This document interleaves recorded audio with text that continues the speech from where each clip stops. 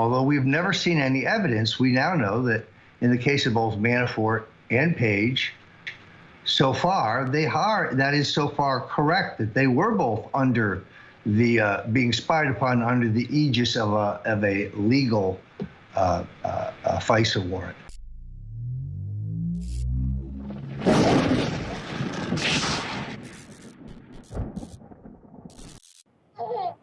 Welcome to the War Room with Roger Stone, and no, this is not Owen Schroyer here sitting on my lap.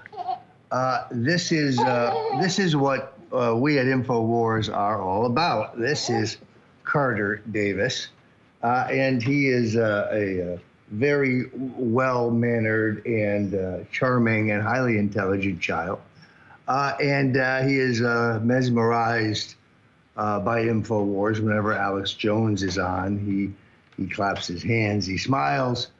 He's a very patriotic baby, but it is Americans like him that InfoWars is all about. That's why I ask you to go to the Infowars.com store. It does not matter to me whether you get the Brain Force or whether you get the epic, iconic Bill Clinton rape T-shirt, which Alex Jones catapulted into pop culture history.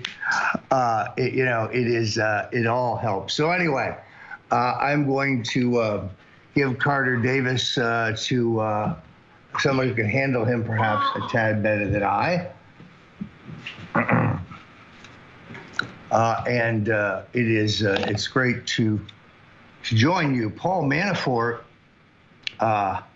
if you put his name into the news on a search basis, has hit an astronomical number of mentions in the mainstream and alternative media in the last 2 days.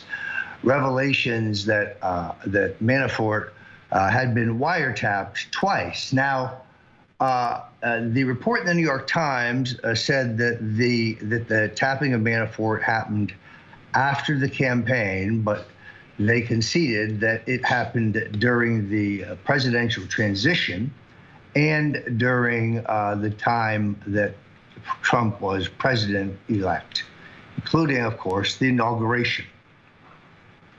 It was during the inauguration that the New York Times published a story that said that Carter Page, Paul Manafort, and Roger Stone were all subject to FISA warrants, that they had found emails, records of financial transactions, and later they would report on the 31st, I believe it is, transcripts of telephone intercepts of these three men, including yours truly, and that although we've never seen any evidence, we now know that in the case of both Manafort and Page, so far that is so far correct that they were both under the being spied upon under the aegis of a legal FISA warrant.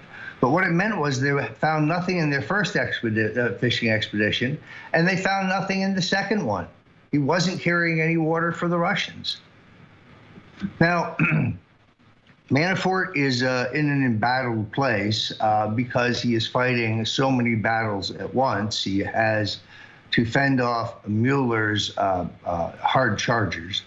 When they kicked in the door of his apartment and then Jimmy they locked to break into a bedroom where he and his wife were sleeping, they were there for 5 hours looking through everything, ransacking the place. They took away 2 large boundaries of notebooks that were pretty certain they had in advance. They took a very full and detailed inventory of Paul Manafort's closet full of custom-made Brioni suits.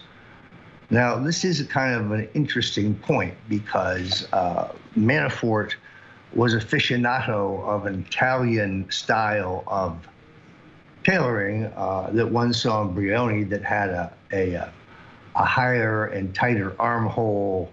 It was a much tighter and more continental garment. I never favored that cut, The problem, and Manafort bought them at the very finest tailors in both France and Italy in this cut.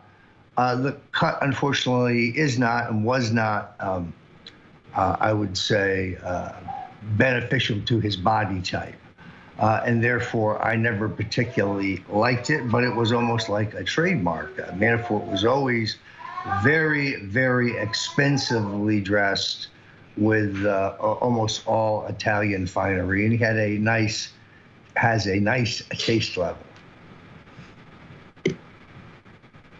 Now, the question, of course, is, did Manafort take a tax deduction against these suits, the so-called Ozzie Nelson deduction?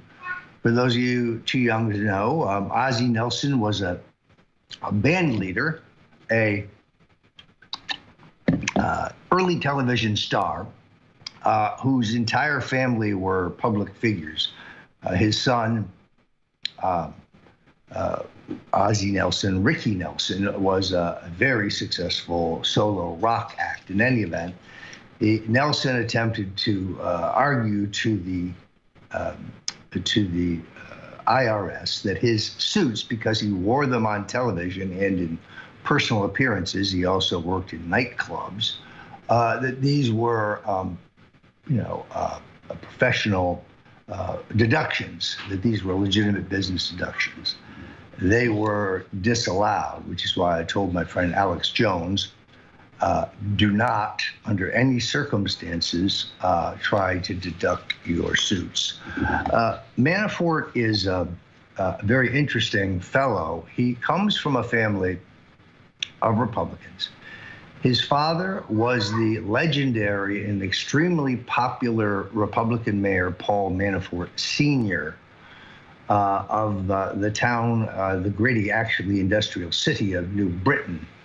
New Britain had a very substantial Italian and Polish communities, and is a very tough and down at the heels city at this point. It's an industrial city.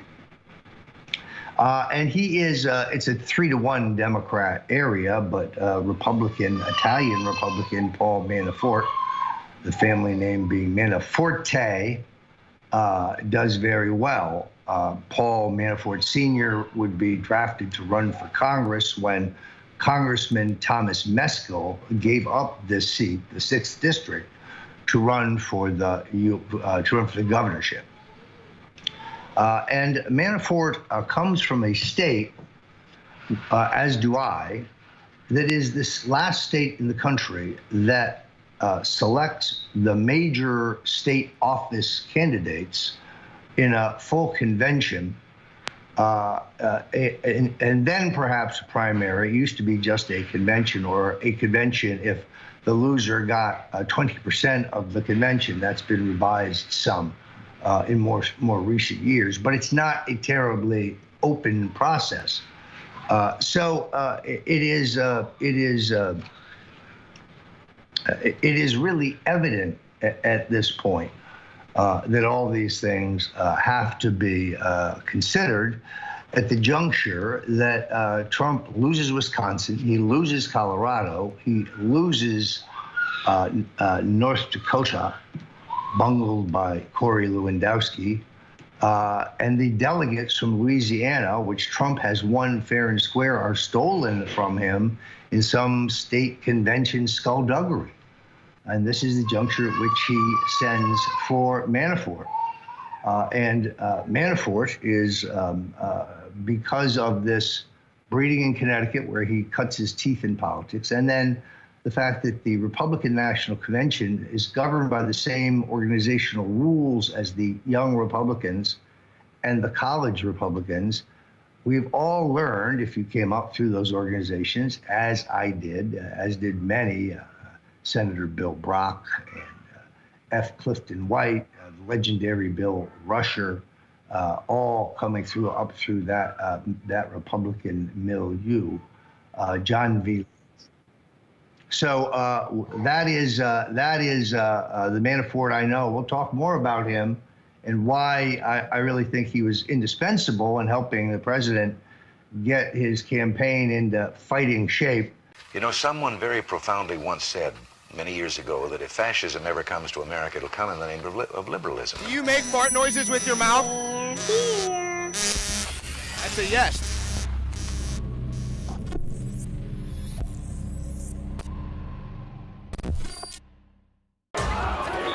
Thank you all for coming together to represent our party at its best. I am standing in the middle of 1984 civilization.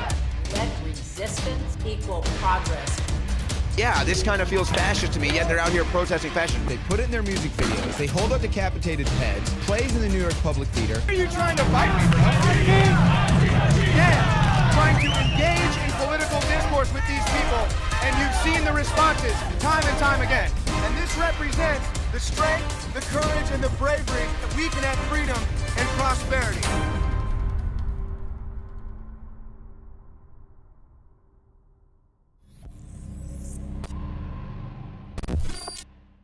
Survival Shield X2 Nascent Iodine. If you're interested in healthy thyroid, if you're interested in well-being, if you're interested in having a higher IQ, which this has been linked to, get your powerful Survival Shield X2 at InfoWarsStore.com.